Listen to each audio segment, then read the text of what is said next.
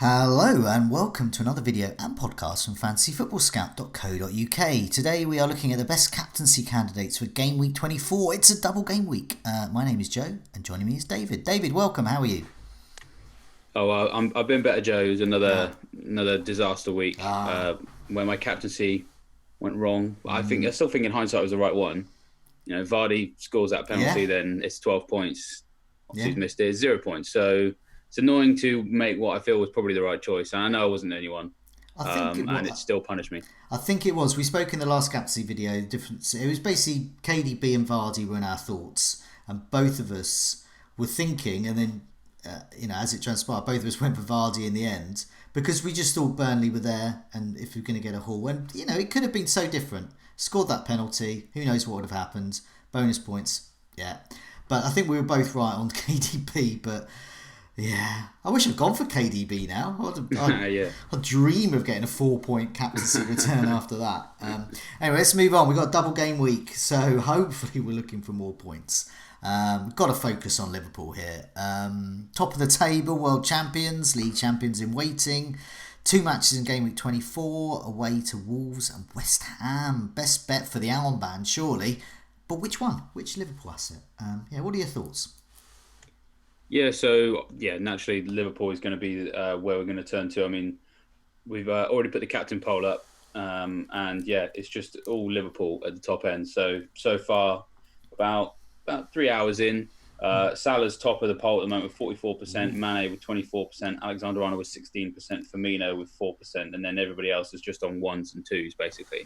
So, the community is going for Liverpool quite rightly.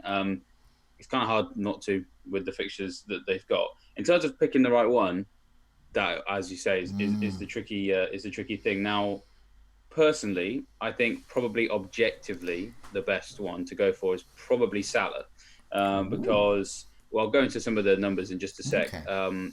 He looks like the player most likely to score and or assist, whereas I feel like Firmino and Mane probably you go into for just goals.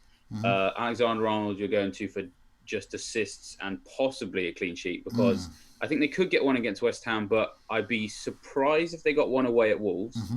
And even still, West Ham have been having a few shots on goal since Moyes turned up. So for me, Salah just kind of, I suppose Robertson as well.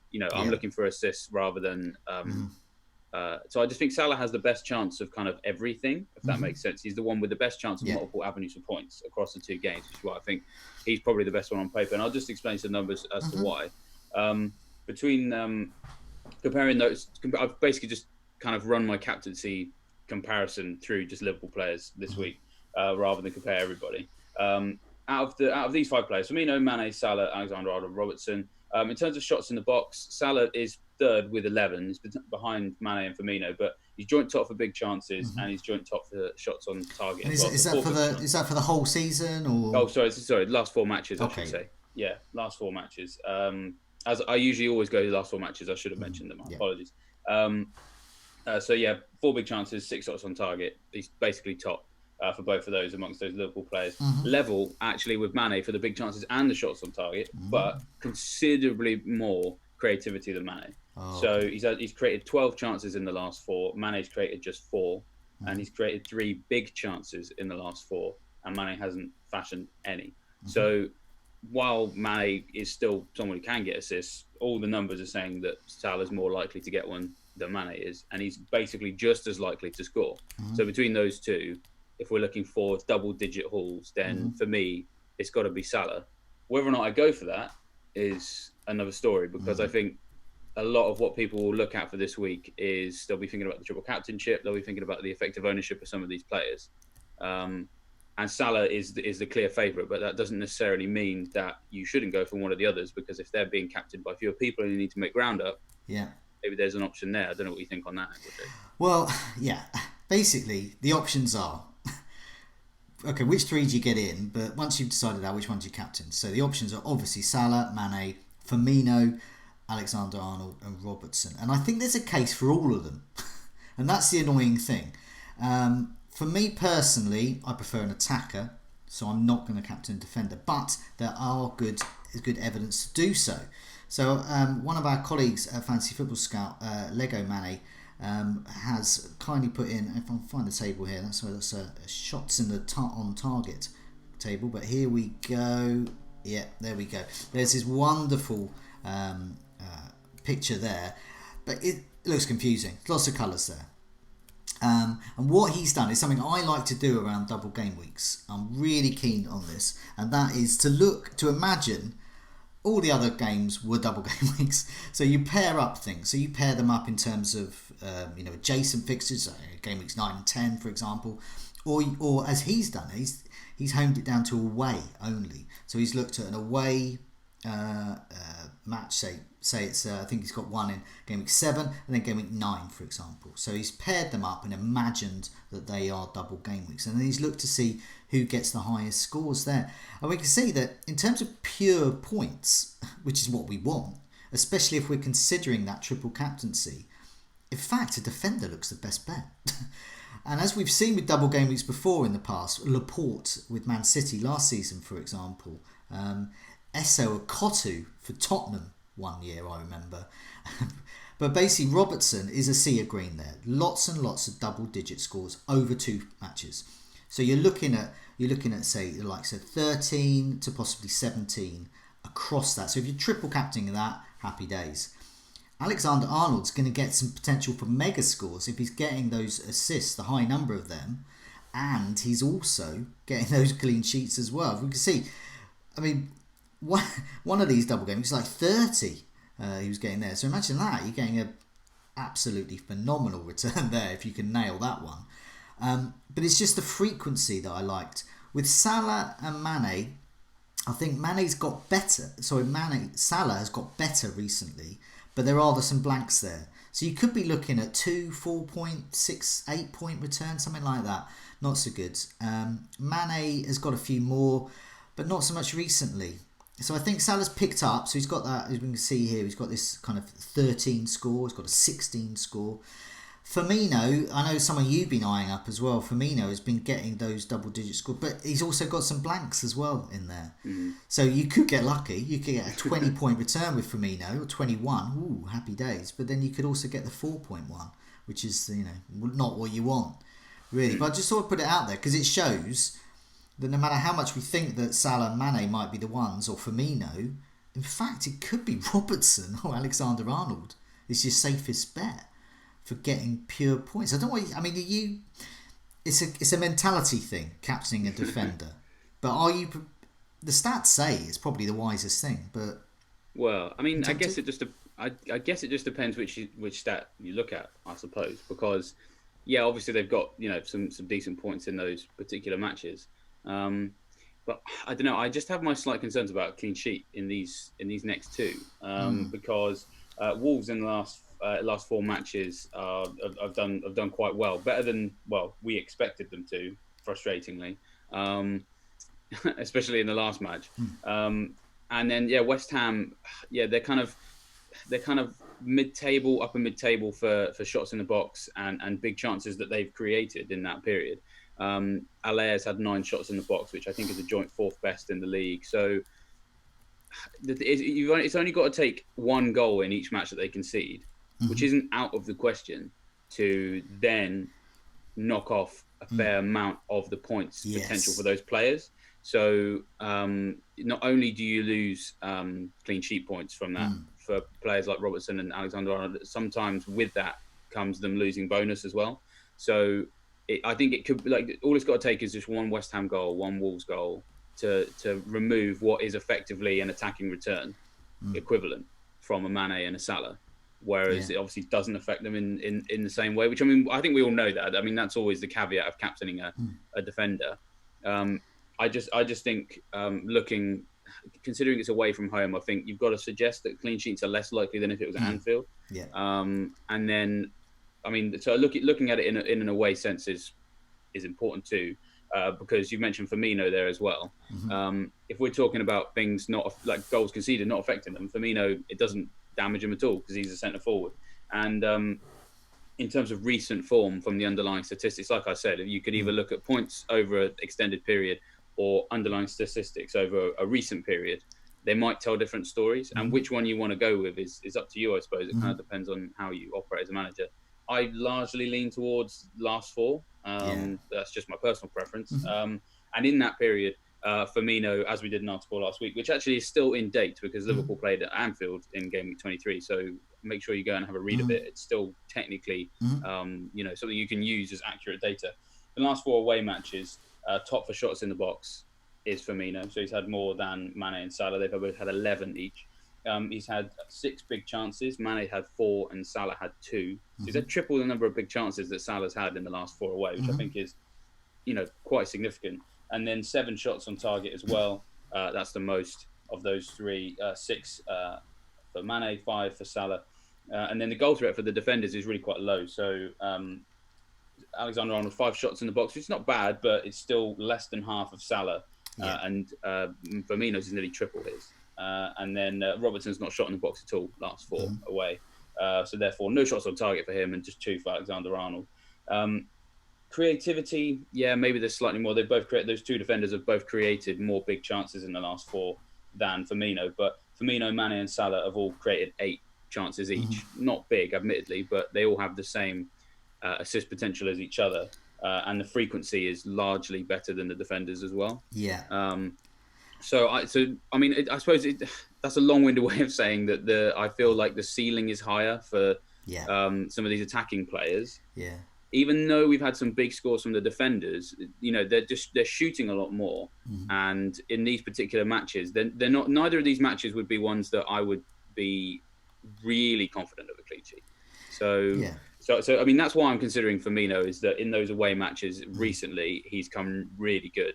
And his effective ownership is going to be quite low because it's about 10% overall, like worldwide right now. I don't know what it is in the top 10k, but I imagine it's quite small. And so then for my personal situation, I've got Salah. I personally think he's the best option, but I have him. So if I don't go with him, at least I have him covered. And if a lot of people don't have Firmino and I captain him and I get maybe a goal and assist in both games, that's pretty good. So I'm certain I would sooner consider Firmino than I would Alexander-Arnold, but I do understand why people might go for a defender, because it happens every year, doesn't it? Like, oh, well, we can't bring ourselves to captain a defender, so we won't. He then delivers. Although, of course, we will, of course, remember Shane Duffy, but maybe we shouldn't. Well, I think what it is there are good arguments for captaining a defender, Alexander-Arnold. There are good arguments for captaining Salah, good arguments for Mane and Firmino. And what it's going to come down to is, I can see over the next day or so, it's going to be a battle of stats. Those in particular camps are going to be gung-ho about it. But I think the best thing is, I get from your tone of it really, is that to possibly keep an open mind. There's a lot of good stats for any of them really. And I personally got it on Mane at the moment as my bust team. I'm probably going to put it on Salah because my research is sort of pointing to that in terms of goal involvement, but I am also tempted by Alexander-Arnold. So you can see I'm slightly hedging my bet slightly. I'm not quite sure, but I am going to be using the triple captaincy for this. I think it's a great match for the triple captaincy. I'm looking at another table here. Expected goal involvement. So that's something I found quite interesting. So we looked at shots on target. And we looked at shots inside the box, last 4 away that you just talked about there. But another form of stats, this sort of pushes it towards Mane. Last 4 away matches, expected goal involvement. So that's the possibility of an assist, and that's obviously scoring as well. So he's top there, which is good. 3.24 he's meant to be involved in last 4 away matches. Firmino 3.05 and then Salah 2.62. So it's broadly similar really. We're talking about they're expected to be involved in 3 goals over those 4 away matches. Van Dijk is low down there. Obviously he's going to get a headed goal from a set piece at some point. Are you going to get lucky and captain him when he gets in a double game week? That's the risk you take. And then Robertson is down there with 0.65 expected goal involvement. And in fact, Alexander-Arnold isn't really there. It doesn't really figure so much.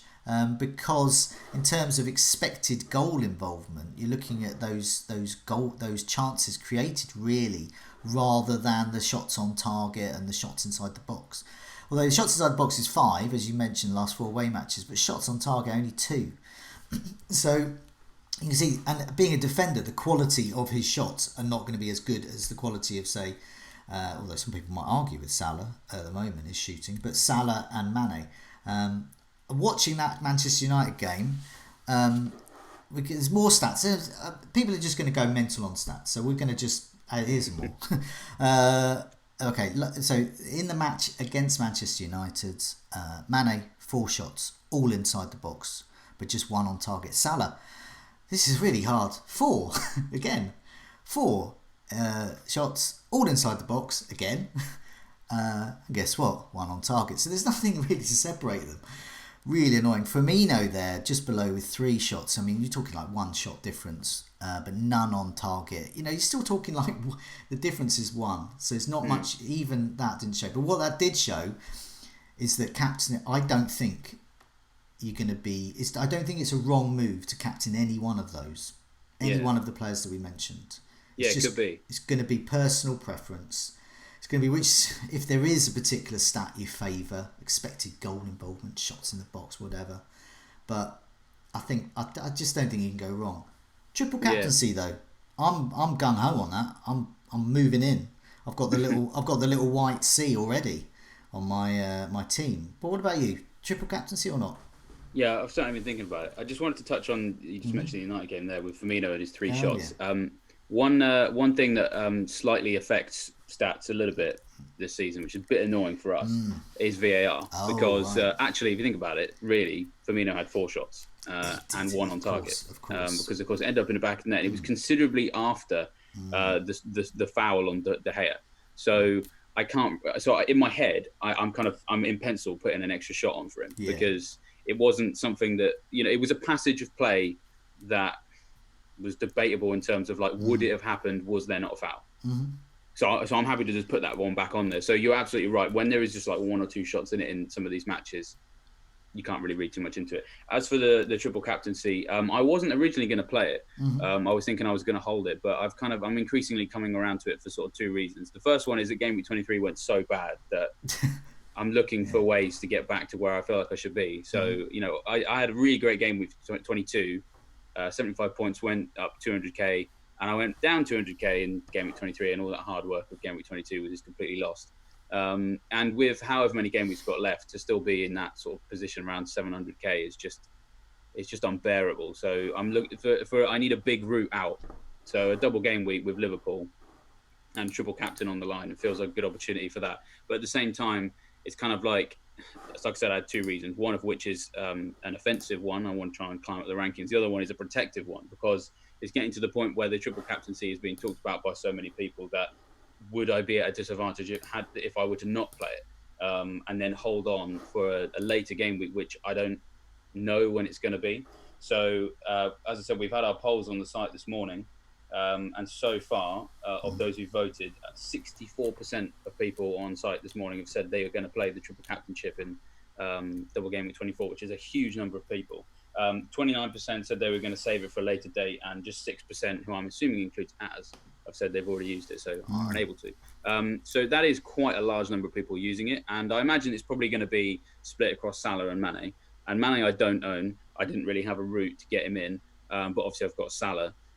So I'm sort of faced with the choice of I could captain Salah and protect against it, or I could triple captain Firmino and go super differential and hope that it pays off, or Alexander-Arnold, as you've mentioned. I guess the key thing is we have to weigh this opportunity up against a complete unknown, which is difficult to do.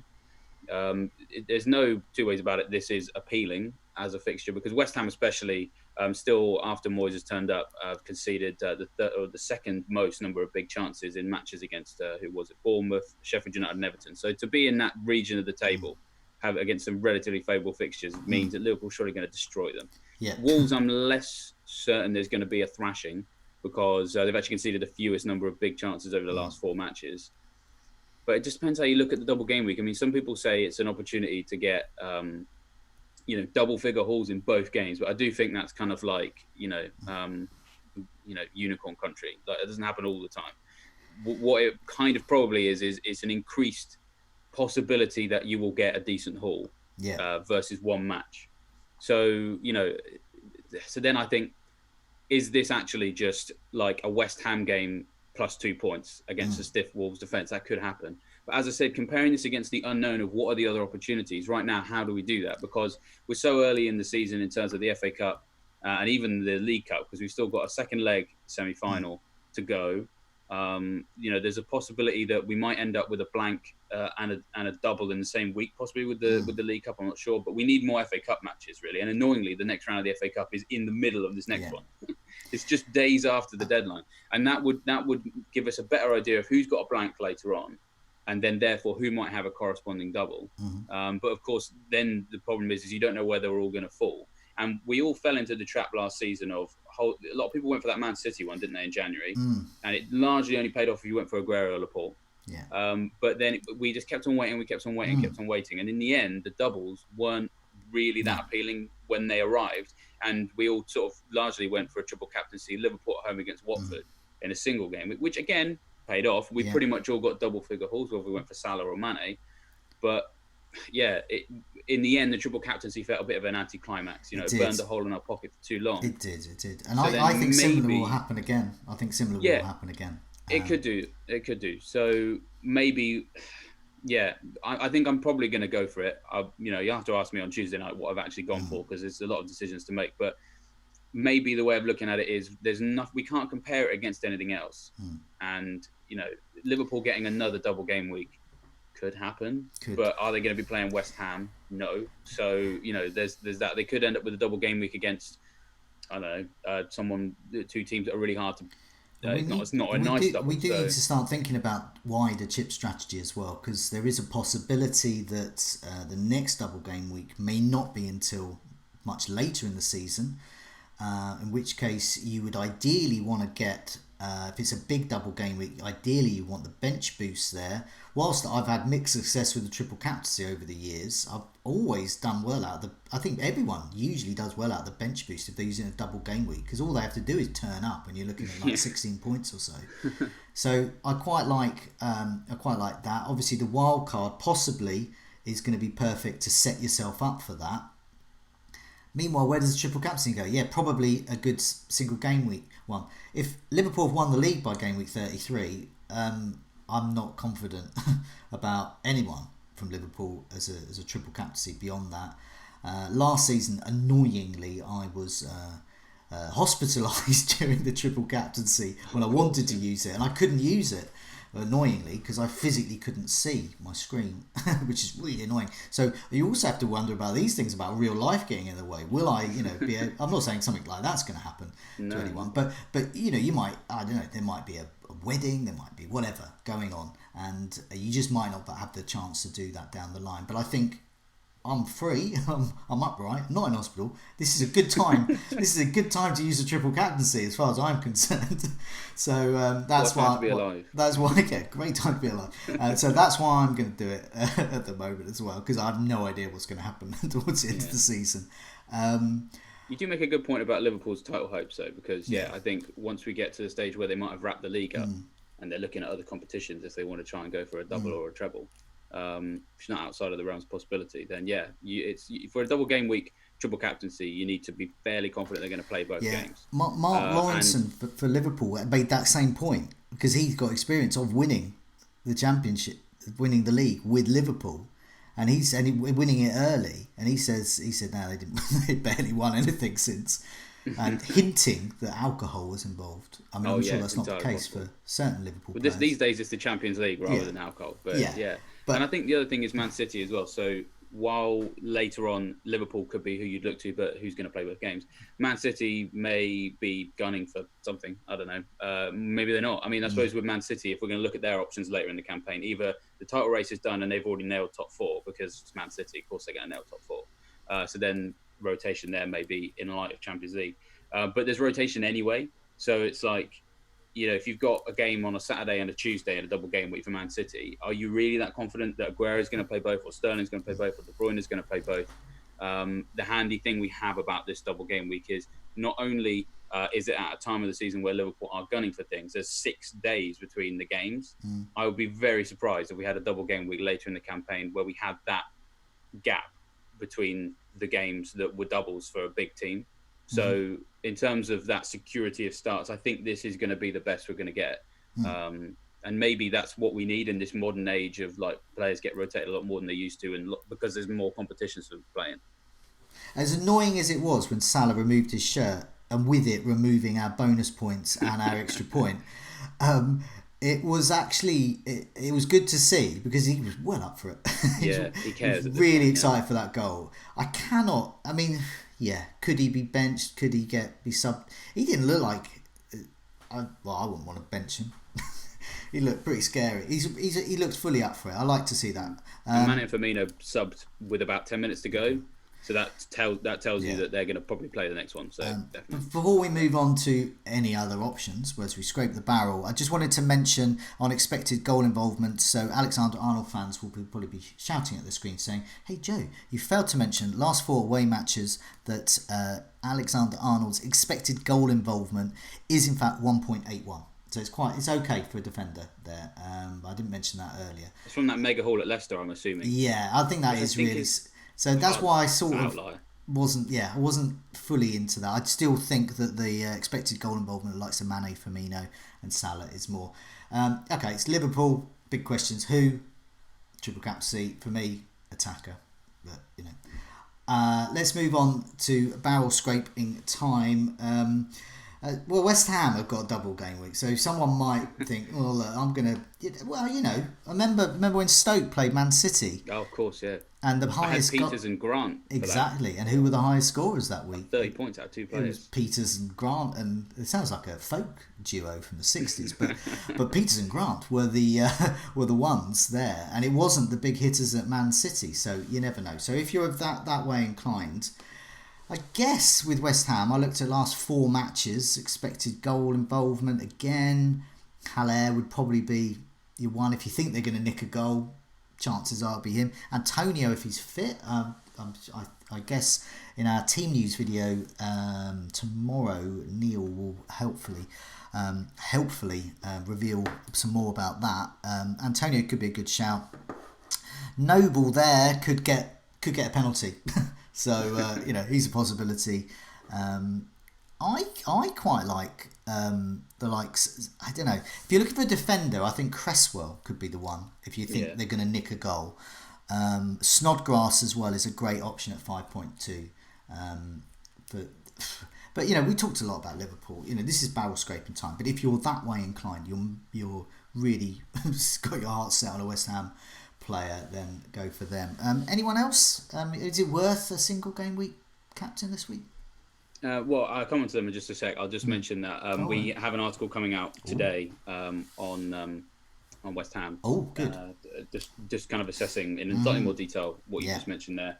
Largely, the conclusion is, only if you're really desperate. But so Snodgrass and Cresswell are top for minutes per chance created last 3. Because I've gone with just the Moyes era.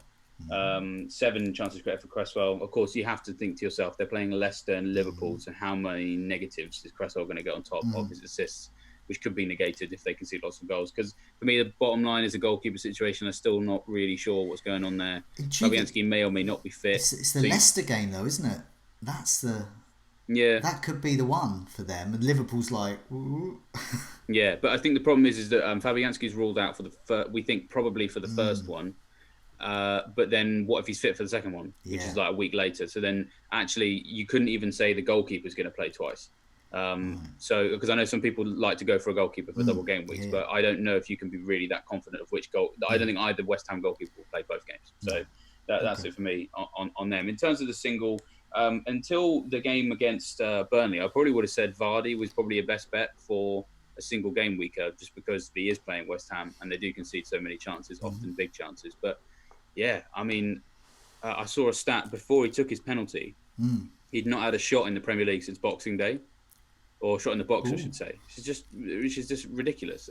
Which is why when he stood up to take the penalty, I was like, he's going to miss this. He hasn't had a shot in the box since Boxing Day. and he's facing a goalkeeper who I just sold. So of course it's not going in. So yeah, I think so. Leicester at the moment, I think that they're definitely missing Ndidi defensively, but I kind of wonder if that's had a bit of a knock-on effect on their attack as well. Because if you're sort of midfield general ball winning, Vinnie Jones type character is not around, you're going to see less of the ball, and therefore you're going to shoot less often. So naturally, we're all going to go Liverpool anyway. But Leicester kind of slightly less inclined to be backing for this match than I would have before. It just all depends on Ndidi. I think there's a chance he might be back. So again, team news video very important for this particular game week. I think that has quite a big impact on whether or not you maybe sell Vardy to free up some funds to buy someone else. Outside of that, it's really hard. I mean, Man City you can't really look at because I think away at Sheffield United it's going to be tight. And you don't know who's going to play. Mahrez highlighted that perfectly at the weekend. Yet again, when will we learn? Spurs v Norwich. Again, I don't really fancy a Spurs team at all right now. I mean, I expected Watford to make life difficult for them at Vicarage Road. I'm not surprised they struggled there, but they've struggled against a lot of teams recently. One of which was actually Norwich. I happily sold Dele Alli ahead of game week 23. Didn't even flinch with that move. Easy. And you got Foster as well, so you're back in the Watford defence. So. They're definitely, and this time around, I actually think now Norwich are starting to look like away. They're not that bad. They're not as bad as I think they've only conceded like one goal in each of their last 4 away games or last 3 or something. They haven't really been completely smashed. For a while, and actually they tend to concede fewer goals away from home than they do at Carrow Road anyway, because they play more compact. The only thing maybe, if you're being super brave / possibly, what you're thinking.